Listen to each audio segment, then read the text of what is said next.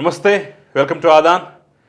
ఇప్పుడు కాసేపు జగన్మోహన్ రెడ్డి నెల్లూరు జైలు ముందు చెప్పినటువంటి సూక్తి ముక్తావళిని విందాం, చూద్దాం, ఆ తర్వాత విశ్లేషణ చేద్దాం. ఇది ఈరోజు జగన్మోహన్ రెడ్డి ఆయన నెల్లూరు జైలు పిన్నెల్లి రామకృష్ణారెడ్డిని పలకరించేందుకు, ఓదార్చేందుకు అక్కడికి వెళ్ళిన సందర్భంలో ఆ తర్వాత మీడియాతో మాట్లాడినటువంటి మాటలు అనమాట.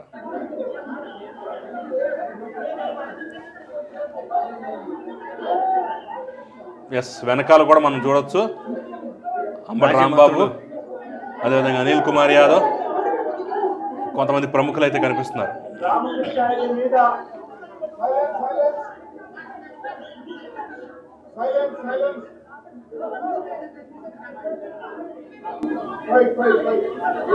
పిన్నెల్లి రామకృష్ణారెడ్డి మీద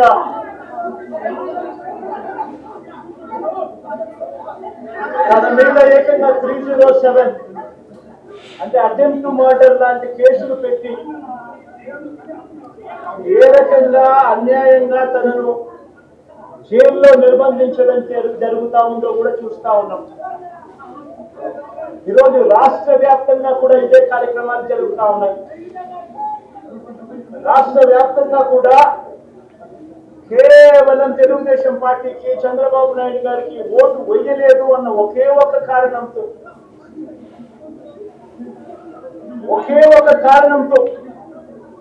ఏకంగా ఆస్తులను ధ్వంసం చేస్తా ఉన్నారు, దొంగ కేసులు పెడతా ఉన్నారు. వీళ్ళే కొడతారు, మళ్ళీ వీళ్ళే అటువైపున ఉన్న వారి మీద వాళ్ళు కొట్టారు అని చెప్పి కేసులు పెడతారు. ఇంతటి దారుణంగా ఈ రోజు రాష్ట్రంలో పరిపాలన సాగిస్తా ఉన్నారు. నేను అడుగుతా ఉన్నా, ఒక్క నిమిషం. ఇప్పుడు జగన్మోహన్ రెడ్డి గారు మాట్లాడిన మాటలు ఏంటో ఒకసారి మనం పరిశీలిస్తే, ఎవరైతే దాడులు చేస్తున్నారో ఆ బాధితుల మీదే కేసులు పెడుతున్నారట. దానికన్నా ముందు అతిపెద్ద జోక్ మనం రామకృష్ణారెడ్డి మీద 307 కేసు పెట్టారు, అటెంప్ట్ మర్డర్ కేసు అన్యాయంగా పెట్టారు, జైల్లో పెట్టారని చెప్పేసి అతిపెద్ద జోక్ వేసినప్పుడు మనం నవ్వకుండా ఇంకా సీరియస్గా ఉన్నాం కదా. ఇది చాలా దారుణమైనటువంటి విషయంగా చూడవచ్చు. అటెంప్ట్ మర్డర్ కేసు అంటే నాకు ఒకటి గుర్తొస్తుంది. చంద్రబాబు గారు ఏదైతే అంగళ్ళు పర్యటన చేసినప్పుడు రాళ్ల దాడి జరిగింది ఆయన మీద జరిగింది ఆయన పైనే. ఎన్ఎస్జీ కమాండోలు ఉండబట్టి, బ్లాక్ కమాండోస్ ఉండబట్టి ఆ విధంగా సేఫ్ గా బయట కాపాడగలిగారు. ఆ తర్వాత బాబు గారి మీద 307 కేసు పెట్టారు. అది చర్చి చెడి హైకోర్టు నుంచి బెయిల్ తీసుకోవాల్సి వచ్చింది. బాబు గారి మీదే 307 కేసు పెట్టారు. ఇప్పుడేమో పిన్నెల్లి రామకృష్ణారెడ్డి గారి మీద అన్యాయంగా 307 కేసు పెట్టారు అంటున్నారు కదా. ఇంకా దీనికి సంబంధించి మీరు ఒకసారి ఆ వీడియో క్లిప్ చూసారంటే అన్యాయమా న్యాయం అనేది చాలా క్లియర్ గా అర్థమైపోతుంది. ఇంకా ముందు ఉంది. ఇంకా నిమిషం. ఇదే గత 5 సంవత్సరాల కాలంలో వైఎస్ఆర్సీపీ పరిపాలనలో ఉండగా, వైఎస్ఆర్సీపీ ప్రభుత్వంలో ఉండగా అప్పుడు జగన్ ఏం చేశాడు? కులం చూడలేదు, మతం చూడలేదు, ప్రాంతం చూడలేదు, చివరికి ఏ పార్టీకి ఓటు వేశారన్నది కూడా చూడకుండా ప్రతి పథకము, ప్రతి మనిషి కూడా అర్హత అన్నది మాత్రమే ప్రామాణికంగా తీసుకుని ప్రతి ఇంటికి డోర్ డెలివరీ చేసిన ప్రభుత్వం వైఎస్ఆర్సీపీ ప్రభుత్వం. ఇది ఒకసారి మనం పరిశీలిస్తే ఏంటంటున్నారు, గత 5 సంవత్సరాల్లో జగన్మోహన్ రెడ్డి గారి పరిపాలనలో వారు కాదు, వీరు కాదు, ఎవరి అని చూడకుండా అర్హులందరికీ పథకాలు ఇచ్చేవన్నారు. అసలు పథకాల సంగతి ఎవరు అడిగారు? అదే కదా సందర్భం లేదు. జైలు ముందు కూర్చొని పథకాల గురించి ఎవరు మాట్లాడారు? అసలు ఎవరు అడిగారు, ఎవరు ప్రశ్నించారు? అది వేరే కాంటెక్స్ట్ కదా. ఇక్కడ సందర్భం ఏంటి? పిన్నెల్లి రామకృష్ణారెడ్డి గారి విషయం, దాని గురించి మాట్లాడాలి. సరే, కక్షపూరిత ధోరణితో వ్యవహరిస్తున్నారు అన్నారు, దాడులు జరుగుతున్నాయి అన్నారు. ఓకే, గత 5 సంవత్సరాల్లో మనం లాజికల్ గా మాట్లాడితే కక్షపూరిత ధోరణి అనేది ఏ రకంగా అవుతుంది? ఆయన ఈవీఎం బద్దలుగొట్టాడు, ఆ వీడియో ప్రపంచం మొత్తం చూసింది. అవును, దాని మీద కేసు పెట్టారు. ఎవరు కేసు పెట్టారు? ఎలక్షన్ కమిషన్ పెట్టింది. ఈ కొత్త ప్రభుత్వం వచ్చేంత వరకు రకరకాల పిటిషన్లు వేసి హైకోర్టులో రిలీఫ్ తెచ్చుకున్నాడు కదా. అదే అంటుంది. ఇప్పుడు దీనికి ముందు ఏంటంటే ఈ కేసుకు సంబంధించి కదా ఇంకా ఉన్నాయి, దీనికి సంబంధించి ఒకసారి అది కూడా పరిశీలిద్దాం. నా సూక్తి ముక్తావళి కూడా చూద్దాం. జగన్మోహన్ రెడ్డి ప్రభుత్వం అయితే ఈ రోజు కేవలం తెలుగుదేశం పార్టీకి ఓటు వేయలేదని, కేవలం చంద్రబాబు నాయుడు గారికి ఓటు వేయలేదని, కేవలం ఓటు వేయలేదన్న ఒక్క కారణంతో ఆస్తులు ధ్వంసం చేస్తా ఉన్నారు, మనుషులను కొడతా ఉన్నారు, కొట్టి మరి కేసులు పెడతా ఉన్నారు. ఇంతటి అన్యాయంగా రాష్ట్రాన్ని అసలు ఇక్కడ లాజిక్ ఎక్కడుందో నాకు అర్థం కావట్లేదు. ఇప్పుడు ఓటు వేయలేదేంటి? ఇప్పుడు చంద్రబాబు నాయుడు గారు ఓడిపోయారా? గెలిచారు. పోనీ మాచర్లలో ఏమైనా సరే వైసీపీ గెలిచిందా? అవును. అది కాదు, ఇంకెక్కడ ఓటు వేయలేదని దాడులు చేస్తానికి అవకాశం ఉంది. ఇప్పుడు మాచర్లలో మొన్న బ్రహ్మానందరెడ్డి గారికి వచ్చినటువంటి మెజార్టీ రికార్డు. దాని ఇంతవరకు టచ్ చేయలేదు. ఆయనకు వచ్చిన majority record. At the same time 144 చోట్ల పోటీ చేస్తే తెలుగుదేశం 133 చోట్ల గెలిచింది. 35 చోట్ల గెలిచింది. 9 చోట్ల మాత్రమే ఓడిపోయిన పరిస్థితి. జనసేన అయితే 100% స్ట్రైక్ రేట్.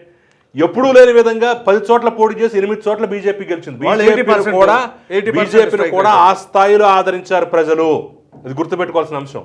మిగతా 2 చోట్ల కూడా కేవలం 100 ఓట్ల తేడాతో దర్శి అరగొండపాలెం పోగొట్టుకున్నారు తప్ప పెద్ద తేడా ఇవ్వలేదు. సింగిల్ డిజిట్కే పరిమితం అవ్వాల్సిన పరిస్థితి నుంచి కొద్దో గొప్పో బయటపడి 11 సీట్లు తెచ్చుకున్నారు. ఇక ఓటు వేయకపోవడం అనే కాంటెక్స్ట్ ఎక్కడ వస్తుంది? అదే నాకు అర్థం కావట్లేదు. తెలుగుదేశం పార్టీకి ఓటు వేయలేదని ఆ దాడులు అని అంటే ఎక్కడ దాడులు చేశారు? ఎన్ని చోట్ల ఓడిపోయిన దగ్గర వీళ్ళ రంగం దాడులు చేసినట్లు చెప్తున్నారు. కూటమి 164 సీట్లు గెలిచినా కానీ ఇంకా ఓటు వేయలేదనేటువంటి ప్రసక్తి ఎక్కడొస్తుంది? ఎక్కడ దాడులు జరిగినాయి? ఎక్కడ దాడులు జరిగాయి? మన కష్టం చేస్తా ఉన్నారు. రాజశేఖర రెడ్డి గారి విగ్రహాలను ఎరగొడతా ఉన్నారు, పగలు కొడతా ఉన్నారు. ఇవన్నీ ఏదైతే చేస్తా ఉన్నారో ఇవన్నీ కూడా శిశుపాలని పాపాల మాదిరిగా ఇవన్నీ కూడా పాపాలు పండుతాయి. ఇది మాత్రం వాస్తవం. అది ఒప్పుకోవాలి, వాస్తవం. ఎలా అంటే 150 చోట్ల వాళ్ళ పరిపాలనా కాలంలో అనేక దేవాలయాల్లో విగ్రహాలు ధ్వంసమయ్యాయి. రామతీర్థంలో రాముడు తలనే తీసేసి ఎక్కడో పడేస్తే పాపం అయిన పరిస్థితి. రథాలు దగ్ధం చేశారు. ఇన్ని జరిగాయి కాబట్టి శిశుపాలుడి పాపాల్లాగా 100 పూర్తయి నెక్స్ట్ వీళ్ళు ఈ పరిస్థితికి వచ్చి ఇది మాత్రం ఖచ్చితంగా వాస్తవం. బట్ రాజశేఖర రెడ్డి విగ్రహాలు ఎక్కడ ధ్వంసం చేస్తే తప్పని ఖండించాల్సిందే. రాజశేఖర రెడ్డి గారి విగ్రహాల్లో తలలు తీసేయడం, చేతులు నరికేయడం అనేది మాత్రం ఎవరు ఉపేక్షించేది కాదు. అది ఖచ్చితంగా తప్పే. అట్ ద సేమ్ టైం ఆయన చెప్పిన మాట కూడా వాస్తవమే. గత ప్రభుత్వ హయాంలో ఇన్ని పాపాలు ఇన్ని చేశారు కాబట్టి ఆయన దాడులు అంట. ఇప్పుడు దళితుల పైన దాడులు జరిగి దళితుల పైన ఎస్సీ ఎస్టీ కేసులు పెట్టిన ఘనత కూడా ఆ ప్రభుత్వ హయాంలోనే జరిగింది. ఒక అద్భుతమైనటువంటి అంశాన్ని కూడా ఈరోజు నేను చూపించడానికి చాలా క్లియర్గా, అంటే అది చెప్తే కాదు చూపిస్తే అద్భుతంగా ఉంటుందని చెప్పేసి నేను చెప్పేటటువంటి ప్రయత్నం. ఒక ఇమేజ్ కానివ్వండి, ఇది ఒక న్యూస్ ఆర్టికల్ కానివ్వండి, నేను స్పెషల్గా తీసి మరీ పక్కన పెట్టాను. ఒక్కసారి మీరు ఈ ఇమేజ్ చూస్తే ఏం గుర్తొస్తుందో చూడండి. దాడులు దాడులు దాడులు అంటున్నారే, ఇంతకు మించిన దుర్మార్గం. మాస్క్ అడిగిన పాపానికి డాక్టర్ సుధాకర్ గారిని అలా అర్ధనగ్నంగా పెడరెక్కలు విడిచిపెట్టి పిచ్చోడని ముద్ర వేసి వైజాగ్ నడివీధుల్లో తిప్పి కొట్టి హింసించి ఆయన మరణానికి కారణమైనటువంటి దుర్మార్గపు చరిత్ర ఎవరిది మరి? ఇక దీన్ని బట్టి కళ్ళ ముందు కళ్ళకు కట్టినట్టు కనిపిస్తున్నా ఇంకా ఆ విధంగా చెప్తున్నారంటే ఎస్. దాంతోపాటుగా మనం ఇంకొకటి చూడొచ్చు. ఇదే పెద్ద మనిషి ఏకంగా ముఖ్యమంత్రిగా ఉన్నటువంటి సందర్భంలో తెలుగుదేశం పార్టీ కేంద్ర కార్యాలయం మీద దాడి జరిగిందన్నప్పుడు ఆయన ఏం మాట్లాడాడు? బీపీ వచ్చినప్పుడు, అభిమానం ఉప్పొంగినప్పుడు వచ్చే రియాక్షన్ దాడులు. బీపీ వస్తేనంట అభిమానులకి ఇలా రియాక్షన్ ఉంటుందంట. ఇది ఎంత దారుణం చెప్పండి. స్వయాన ముఖ్యమంత్రి ఆ విధంగా మద్దతు తెలుపుతున్నారంటే ఆ దాడులు చేసిన వాళ్ళకి ఇక దీనిని బట్టి ఇంతకంటే ఏమన్నా ఉంటుందో చెప్పుకోవడానికి దాని గురించి. ఎస్. సో అలాంటి పరిస్థితి.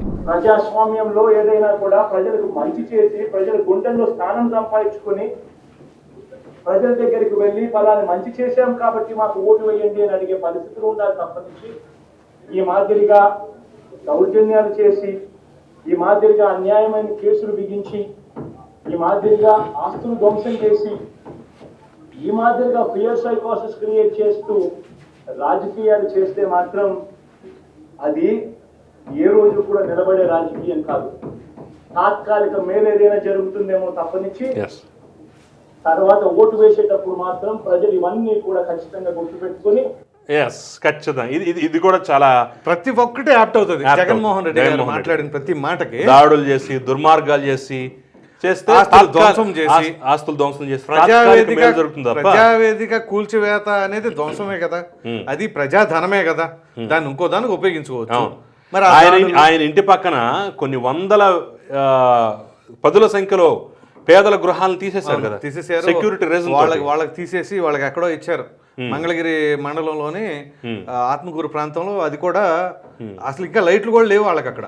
ఆ ప్రాంతంలో ఇచ్చారు వాళ్ళకి. వాళ్ళు ఇప్పుడు మామూలుగా లేదు వాళ్ళ పరిస్థితి. కొన్ని వందల మంది టిట్కో లబ్ధిదారులు ఎవరైతే ఉన్నారో వాళ్ళ దగ్గర డబ్బులు తీసుకొని కట్టించుకొని మరి గత ప్రభుత్వం కట్టిందని చెప్పేసి ఈయన ప్రభుత్వ హయాంలో ఇవ్వలేదు. మరి ఆ కన్నీళ్ళన్నీ ఎక్కడికి పోతాయి? 3 సంవత్సరాల పాటు అలాగ వదిలేసి వాటిని తర్వాత రంగులు వేసుకొని ఇచ్చారు. ఇంకా చాలా మందికి ఇవ్వలేదు. కొన్ని చోట్ల ఇచ్చారు. అది కూడా మరి ఒత్తిడి ఎక్కువ అవుతుందని చెప్పేసి ఇచ్చారు. అది పరిస్థితి.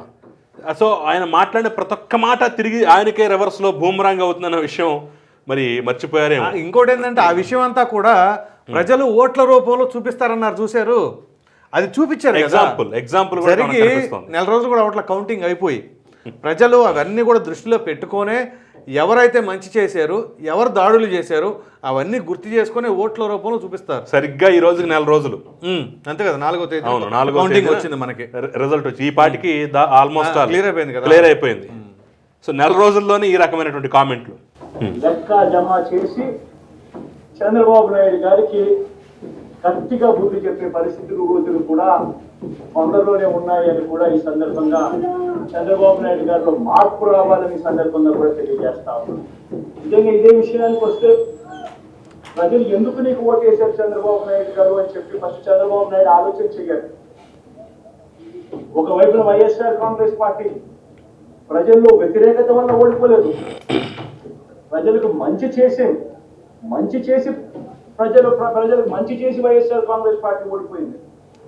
ఎందుకు ఓడిపోయింది అని అంటే చంద్రబాబు నాయుడు చేసిన మోసపూరిత హామీలకు ప్రజలు కాస్తో కూస్తో కొద్దిగా ఇది ఒకసారి మనం మాట్లాడుకుందాం. జగన్మోహన్ రెడ్డిలో ఇక జీవితంలో మార్పు రాదు అని చెప్పడానికి ఇంతకు మించి ఈ స్టేట్మెంట్ మించిన అద్భుతమైన ఉదాహరణ మరొకటి దొరకదు మనకి. వ్యతిరేకత లేదు, వ్యతిరేకత అనేదే లేదు. ప్లస్ చంద్రబాబు నాయుడు గారు ఇచ్చిన మోసపూరిత హామీలు ఏంటి అంటే, ఇప్పుడు చంద్రబాబు నాయుడు గారు ఫస్ట్ టైం ముఖ్యమంత్రి అయ్యారనుకోండి, ఆయన చెప్పిన హామీలు నెరవేర్చడా ప్రజలకి తెలియదు కాబట్టి ఓకే ఒకసారి చూద్దామని ఓటేస్తారు. కానీ ఆయన 3 సార్లు చేసి ఉన్నారు. సో ఆయన మోసం చేస్తాడా చేయడా అనేది ప్రజలకు ఒక ఐడియా ఉంటుంది. ఇది 4వసారి ఆయనకు ఒక ఐడియా ఉంటుంది. 3 సార్లు చేశారు. సో 4వసారి మనం ఎన్నుకోవాలా వద్దా అనే ఆలోచన లేకుండా ప్రజలు ఎన్నుకుంటారా? అదే జగన్మోహన్ రెడ్డి గారు ఏంటి అంటే 2019లో ప్రజలకు ఒక ఐడియా లేదు, మొదటిసారి కాబట్టి ఆయనకు అప్పుడు మ్యాండేటరీ ఇచ్చారు. ఆ పరిపాలన చూసిన తర్వాత మరలా చంద్రబాబు నాయుడు గారికి ఇచ్చారంటే దీన్ని బట్టి ఏమైనా అర్థం చేసుకోవాలి. ఇప్పుడు సింపుల్గా ఇంత సోదంత అవసరం అక్కడ సింపుల్గా చెప్పుకోవాలంటే మనం ఒక చిన్న ఉదాహరణతో చెప్పుకోవచ్చు. ఒక వ్యక్తి ఒకసారి మోసపోతాడు, మహా అయితే 2వసారి మోసపోతాడు, 4వసారి మోసపోతాడా? అక్కడితోనే ఒకటి లేదా 2వసారితో ఎండ్ కదా. ఇప్పుడు ఆయన అనే దాంట్లో ఒక కీలకమైన పాయింట్ ఉంది.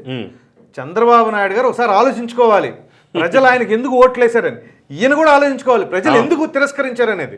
అది ఆలోచించట్లా. ఏగాడికి చంద్రబాబు నాయుడు గారికి ఓట్లు ఎందుకు వేశారనేది చంద్రబాబు గారు ఎలా ఆలోచించుకుంటారు? ఆయన గమనిస్తామని ఉన్నాడు. ఆయన సుదీర్ఘ అనుభవం ఉంది, 3 సార్లు చేశారు, 4వసారి ఇప్పుడు ఆయన ఎంత బాధ్యతను అప్పచెప్పారో ఆయన ప్రత్యక్షాన్ని గుర్తుంచుకొని చేస్తున్నారు. సో ఈ వీళ్ళు మాత్రం ఏగాడికి మనకు ఎందుకు ఓట్లు పడలేదా అన్న ఆలోచన మాత్రం చేసుకోవట్లా. అదేమిటంటే వ్యతిరేకత లేదంటున్నారు. ఇక దీన్ని మంచి ఏం చెబుతుంది, వ్యతిరేకత లేకుండానే ఈ పర్సెంటేజ్ ఓట్లు వచ్చాయి. కాస్త అటువైపు షిఫ్ట్ అయ్యి చంద్రబాబు నాయుడు గారు అధికారంలోకి వచ్చిన పరిస్థితులు.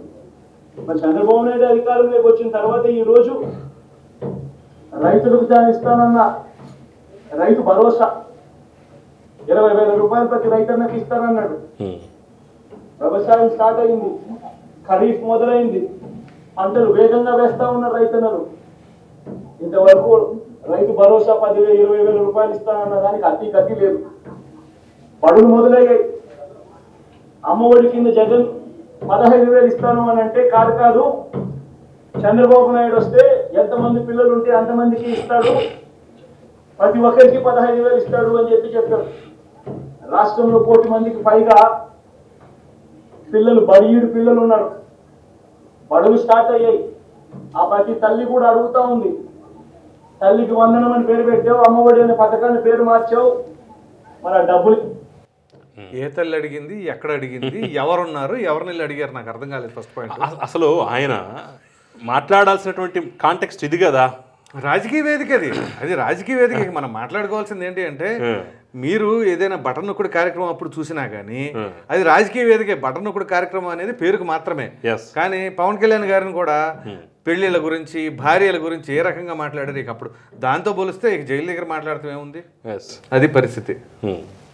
ఏమైనా అని చెప్పి గవర్నెన్స్ మీద కాస్త ధ్యాస పెట్టి ఆ తల్లులకి ఇచ్చే డబ్బులు ఇచ్చే కార్యక్రమం చూడండి, రైతులకు ఇచ్చే రైతు భరోసా 20,000 ఇస్తామన్నది ఇచ్చే కార్యక్రమం చూడండి.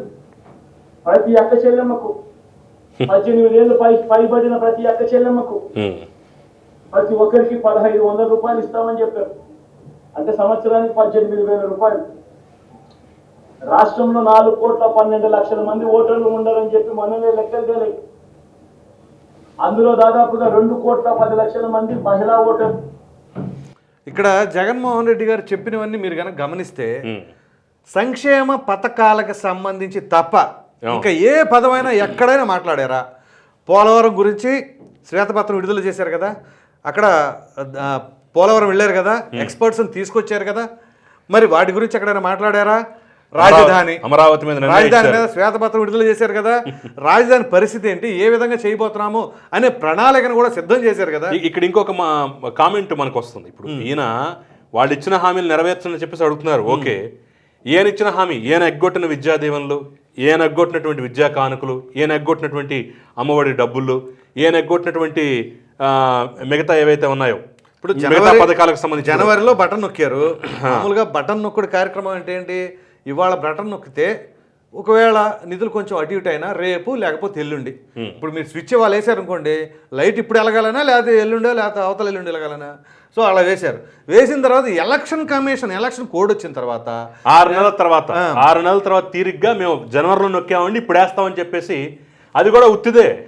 ఆ తర్వాత నెక్స్ట్ డేనే నిధులుంటే నెక్స్ట్ డేనే తేలిపోయింది కదా. ఇప్పుడు వాళ్ళు ఎలక్షన్ అయిపోయిన తెల్లారి 4,000 కోట్లకి ఇండెంట్ పెట్టారు అప్పు కోసం. చిత్తశుద్ధి ఉంటే వీళ్ళు ఎప్పుడు బటన్ నొక్కుడు కార్యక్రమం చేపట్టినా 6 నెలల తర్వాత పడినాయా?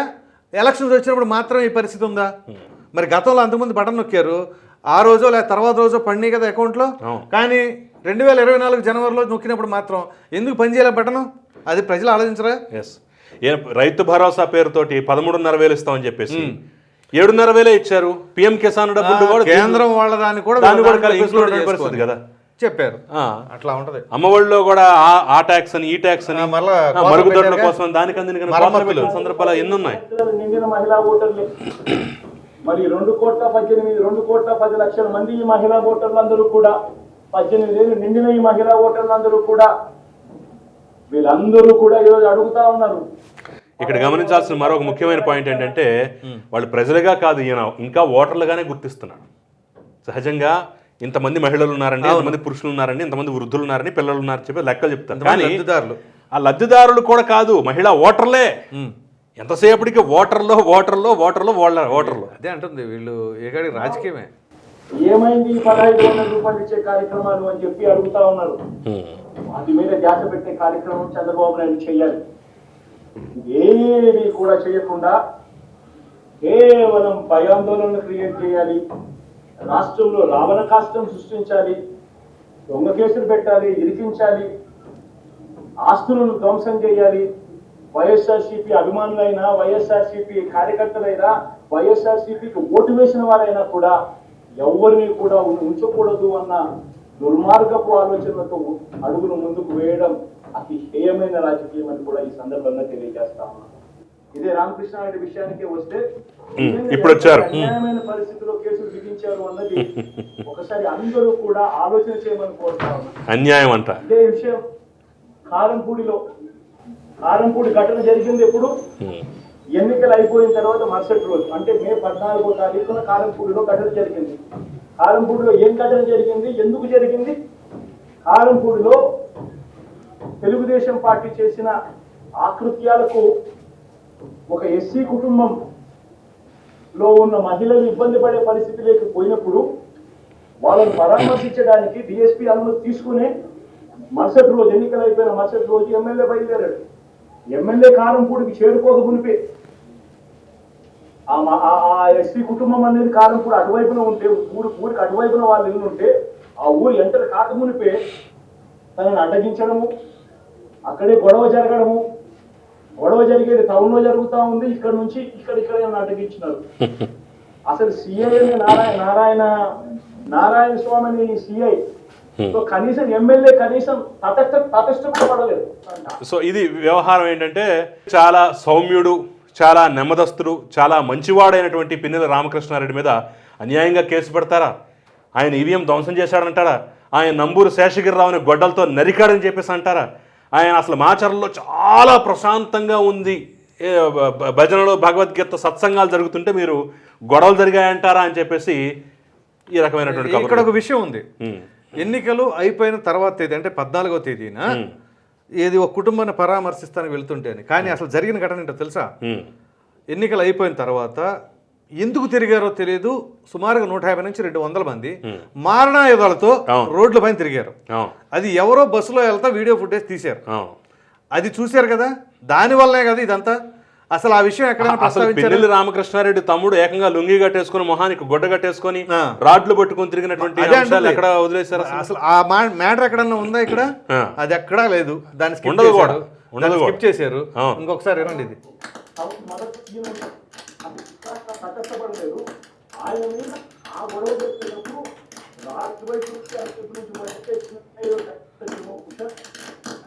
అంటే సక్సెస్ఫుల్ గా పక్కదారి పట్టిస్తున్నారు.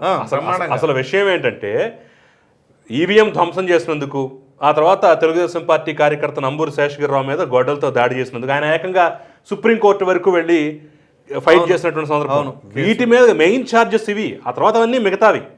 వీటిని సక్సెస్ఫుల్గా వదిలేసి మిగతావన్నీ పట్టుకుని వాళ్ళకి అనుగుణంగా చెప్పుకుంటున్నారు. అవును, మరి అలా అనుకుంటే మాచర్లో పిన్నెల స్వగ్రామంలోనే మనం మాణిక్యరావుని చూసాం కదా, ఇంటర్వ్యూ కూడా చేసాం, మన ఆఫీస్ కూడా వచ్చారు. ఎస్, ఆయన కుటుంబాన్ని అయితే ఏకంగా పిన్నెల్లి సోదరుడు ఇక్కడ వాళ్ళ ఇంటికి వెళ్ళి వాళ్ళ భార్యని పిల్లల్ని వాళ్ళందరినీ కొడుతూ వీడియో కాల్ చేసి చూపించాడు. రే నువ్వు మర్యాదగా బయటికి రా బూత్లోంచి, లేదంటే నీ పెళ్ళాన్ని పిల్లల్ని ఇక్కడ వేసేస్తావు అని చెప్పేసి బెదిరించే దుర్మార్గం చేస్తే అబ్బే అవేవి ఈయన కంటికి కనపడం. సౌమ్యుడు మంచివాడైనటువంటి పిన్నెల రామకృష్ణారెడ్డిని అరెస్ట్ చేశారనే భావనలో పాపం ఎస్పీకి 4 సార్లు 5 సార్లు 10 సార్లు ఫోన్ చేసినప్పుడు ఎస్పీ రాని పరిస్థితిలో ఉన్నప్పుడు, కనీసం సిఐని ఎస్ఐని కూడా పంపించిన పరిస్థితిలో ఉన్నప్పుడు, అటువంటి బూత్ లో సెన్సిటివ్ బూత్ లో కేవలం ఒకే ఒక్క హోంగార్డులు పెట్టి బూతులు నడుపుతా ఉన్నారు. జరుగుతా ఉన్న వాళ్ళ పక్షాలు నిలబడడం కోసం ఎమ్మెల్యే లోపలికి పోయి ఈవీఎంను పగలగొట్టే కార్యక్రమం జరిగింది. అది చూడండి, సారీ, ఈవీఎం పగలగొడటం కూడా అన్యాయం జరుగుతూ ఉంటే, అసలు ఎక్కడైనా సరే అన్యాయం జరుగుతుంది అనుకుందాం, నిజంగానే అన్యాయం జరుగుతుంటే ఈవీఎం బద్దలు కొడతాం అనే దాన్ని ఎవరైనా సమర్థిస్తారు. అంటే ఈవీఎంను బద్దలు కొట్టాను కూడా ఆయన సమర్థిస్తున్నాడంటే ఏమనుకోవాలి? మనం ప్రజాస్వామ్యంలో ఉన్నామా, ఇంకో దాంట్లో ఉన్నామా? అట్లా సాక్షాత్ ఒక మాజీ ముఖ్యమంత్రి ఈవీఎంలు బద్దలు కొట్టాన్ని సమర్థిస్తున్నాడు. ఎందుకు ఈవీఎంలో నిజంగానే ఎమ్మెల్యేని రిగ్గింగ్ చేసుకుంటా ఉంటే, ఎమ్మెల్యేకి అక్కడ నిజంగానే ఎమ్మెల్యే పరిస్థితి అంత బాగుండిందే ఎందుకు ఎమ్మెల్యే ఈవీఎం బద్దలు కొట్టాడు? అక్కడ పరిస్థితి బాగలేదనే కదా, అన్యాయం చేస్తా ఉన్నాడనే కదా. ఇక్కడ విచిత్రమైన విషయం ఏంటంటే ఎమ్మెల్యే రిగ్గింగ్ చేస్తున్నాడు అని ఎవరన్నారు? యాక్చువల్గా ఆ బూత్లో ఆయనకి వ్యతిరేకంగా ఓటింగ్ పడింది, దాని గురించి ఆయన ఉక్రోషంతో ఈవీఎం బద్దలు కొట్టాడు అనేది అప్పట్లోనే వార్తా కథనాలు వచ్చినాయి. ఇప్పుడు కానీ దాన్ని ఎలా చెప్తున్నారు? ఇప్పుడు రిగ్గింగ్ చేస్తున్నారు అనుకోండి, కంప్లైంట్ పెట్టాలి, అవును, రీపోలింగ్ కోసం డిమాండ్ చేయాలి, సాక్ష్యాల ఆధారాలు చూపించి ఎవరైతే దోషులు ఉన్నారో వాళ్ళందరూ శిక్షించాలి. ఈవీఎంలు బద్దలు కొట్టేస్తారా? ఇది ఎక్కడ న్యాయం? అసలు చెప్తున్నారు కదా మాజీ సీఎం గారు, అక్కడికి పోయినప్పుడు అన్యాయం చూశాడు కాబట్టే కదా ఈవీఎం పగలగొట్టాడు. ఆ ఈవీఎం ఏదైతే పగలగొట్టిన కేసులు ఏదవుతుందో దానికి బెయిల్ వచ్చింది. రైట్, వచ్చింది. ఈ రోజు తాను బెయిల్ లోపల ఉన్నది, ఈవీఎం పగలగొట్టిన కేసులో దాంట్లో లోపల ఉన్నది. ఈవీఎం పగలగొట్టిన కేసులో అది అన్యాయం జరిగింది అని చెప్పి, అన్యాయం జరుగుతా ఉన్న పరిస్థితిలో ఎమ్మెల్యే అక్కడికి పోయి అడ్డుకునే కార్యక్రమంలో అది జరిగింది అని చెప్పి కోర్టులు కూడా గుర్తించాయి కాబట్టి తనకు బెయిల్ వచ్చింది. కానీ మళ్ళీ తర్వాత ఏం జరిగింది? ఆ ఇన్సిడెంట్ జరిగిన 10 రోజుల తర్వాత, ఆ ఇన్సిడెంట్ జరిగిన అసలు ఎపిసోడ్ ఇది, ఆ ఇన్సిడెంట్ జరిగిన 10 రోజుల తర్వాత, అంటే మే 23వ తారీఖున ఎమ్మెల్యే అక్కడికి వెళ్ళి హత్యాయత్నం చేశాడు. అదే పోలింగ్ బూత్ లో హత్యాయత్నం చేసినాడు. ఎవడన్నా బుద్ధునోడు ఎవడన్నా నమ్మడానికి ఉన్నాయా? ఇది చూడండి, 10 రోజుల తర్వాత హత్యాయత్నం చేశాడు కదా అని చెప్పేసి ఏనే అంటున్నారు కదా. అసలు ఆ వీడియో బయటకు వచ్చింది ఎప్పుడు? ఆ వీడియో బయటకు వచ్చిన తర్వాత ఈ అంశాలు అనేది వచ్చినాయి. యాక్చువల్గా ఎన్నికలు జరిగిన సమయంలో ఆ ఈవీఎం బద్దలు కొట్టిన విషయాన్ని ఆ రోజు బయటకు రాలేదు, తర్వాత రోజు కూడా బయటకు రాలేదు. ఎవరో గుర్తు తెలియని వాళ్ళు వచ్చి బద్దలు కొట్టారని వాళ్ళు ఆల్రెడీ రిపోర్ట్ కూడా ఇచ్చారు. పీఓలు ఈపీఓలు వీళ్ళంతా ఇచ్చేసారు. కానీ ఇక్కడ ఏం చెప్తున్నారు, 10 రోజుల తర్వాత హత్యాయత్నం మీద కేసు పెట్టారని చెప్పేసి. ఎందుకు పెట్టాల్సి వచ్చింది 10 రోజుల తర్వాత? ఆ 10 రోజుల పాటు బాధితులు నంబూరు శేషగిరిరావు దగ్గర నుంచి చాలా మంది బాధితులు పొలాల్లో, అవును, ఇంట్లో కూడా కాదు పొలాల్లో దాక్కుంటా. ఈ విషయం బయటకు వచ్చిన తర్వాత వాళ్ళంతా బయటకు వచ్చి మీడియా ప్రశ్నించినప్పుడు మా ప్రాణలక్షణం లేదు కాబట్టి మేము పొలాల్లో దాక్కున్నామండి అని చెప్పేసి వాళ్ళంతా బాధపడ్డారు, ఆవేదన వ్యక్తం పోనీ జగన్మోహన్ రెడ్డి గారు చెప్తున్నట్లుగా ఆ 10 రోజుల తర్వాతే హత్యాయత్నం కింద కేసు పెట్టారనుకోండి, కోర్టే చివాట్లు పెట్టిద్దిగా ఎవరైతే పెట్టారో వాళ్ళని. ఖచ్చితంగా కోర్టు ఏమీ అంత ఆషామాషిగా ఏమి ఉండదు. న్యాయమూర్తులు అన్ని పరిశీలించే దానిపైన తీర్పునిస్తారు. బెయిల్ ఇచ్చినా, తీర్పులు ఇచ్చినా, శిక్ష ఇచ్చినా, ఏం జరిగినా అన్ని పరిశీలిస్తారు కదా. మరి ఆ మాత్రం దానికి ఎలా చెప్తారు 10 రోజుల తర్వాత హత్యాయత్నం అంటే? జనాలకి అంత మెమరీ లాస్ ఉందా? అంత తేలిగ్గా మర్చిపోతారా? ఎవరైనా ఎమ్మెల్యే అనేవాడు అక్కడికి పోయినప్పుడు వాళ్ళు చేస్తా ఉన్న రిగ్గింగ్, ఎమ్మెల్యే దానికి అడ్డుకునే కార్యక్రమం చేస్తా ఉంటే ఎమ్మెల్యే అక్కడికి పోయి ఎమ్మెల్యే హత్యాయత్నం చేస్తాడా? చెప్పడానికైనా హద్దు పొద్దు ఉన్నారు కదా. 10 రోజుల తర్వాత ఎమ్మెల్యే హత్యాయత్నం చేశాడని చెప్పి కేసు పెడతారు 10 రోజుల తర్వాత. ఇక్కడ చూడండి, ఎలక్షన్ కమిషన్ కూడా అవమానించినట్లే.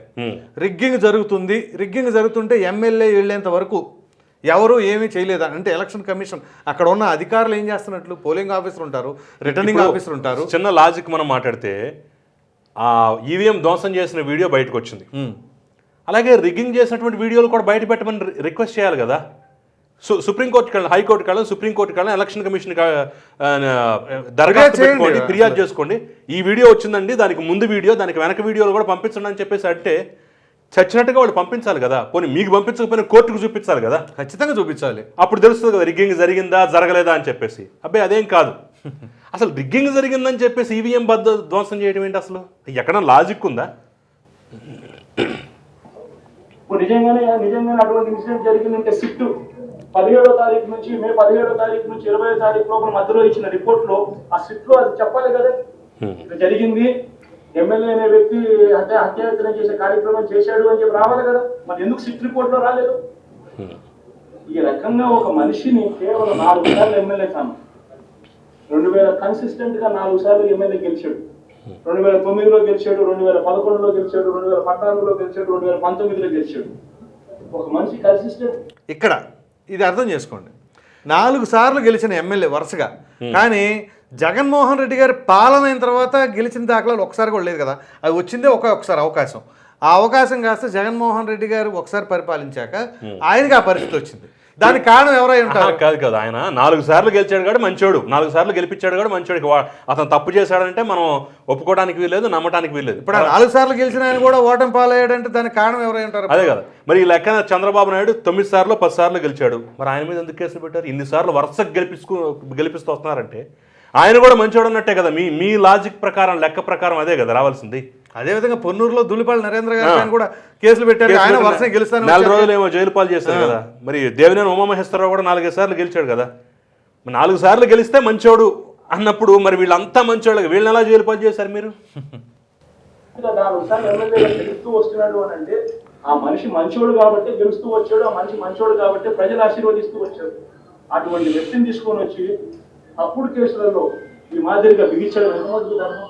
ఈరోజు ఒక్క రామకృష్ణారెడ్డి ఒక పరిస్థితే కాదు, రాష్ట్ర వ్యాప్తంగా ప్రతి గ్రామంలోనూ కూడా ఇదే కార్యక్రమాలు జరుగుతూ ఉన్నాయి. ప్రతి ఒక్కరు కూడా వాళ్ళ స్థాయిలో రెడ్ బుక్స్ అని చెప్పి రెడ్ బుక్లు పెట్టుకొని ఉన్నారు. చంద్రబాబు నాయుడు స్థాయిలో చంద్రబాబు నాయుడు ఒక రెడ్ బుక్, లోకేష్ స్థాయిలో లోకేష్ ఒక రెడ్ బుక్, ఎమ్మెల్యే స్థాయిలో ఎమ్మెల్యే ఒక రెడ్ బుక్, మండల స్థాయిలో మండల నాయకుడు ఒక రెడ్ బుక్, గ్రామ స్థాయిలో గ్రామంలో ఇంకో రెడ్ బుక్, గ్రామ స్థాయిలో ఇంకో నాయకుడు, గ్రామ స్థాయిలో ఇంకో రెడ్ బుక్ పెట్టుకొని ఏం చేస్తా ఉన్నారు? అంటే రేపటి రోజున వీళ్ళ మీద పడేటటువంటి కేసులు కానివ్వండి, మిగతా చట్టపరమైన చర్యలు ఏవైతే ఉన్నాయో వాటికి స్క్రిప్ట్ అయితే ముందే ఈ రోజే రచించుకుని పెట్టుకున్నారు. చూసారా, రెడ్ బుక్ ఉంది, అందుట్లో ప్రకారం చేశారు తప్ప వాళ్ళు ఏం చేశారు, ఏం నేరాలు చేశారు, ఘోరాలు చేశారు అని అనవసరం. అంటే డే 1 రాసేసుకున్నారు. అవినీతి, అక్రమాలు, అన్యాయాలు, దాడులు, కేసులు ఇవేమీ ఉండవు, కుంభకోణాలు ఇవేమి కనిపించవు. అంటే డే 1 ఇక ఈ 5 ఏళ్ళు ఎక్కడ అరెస్ట్ జరిగినా ఏం చేసినా సరే ఇదే స్క్రిప్ట్ అయితే మనకు వల్లె వేస్తూ ఉంటారు. అదైతే క్లియర్.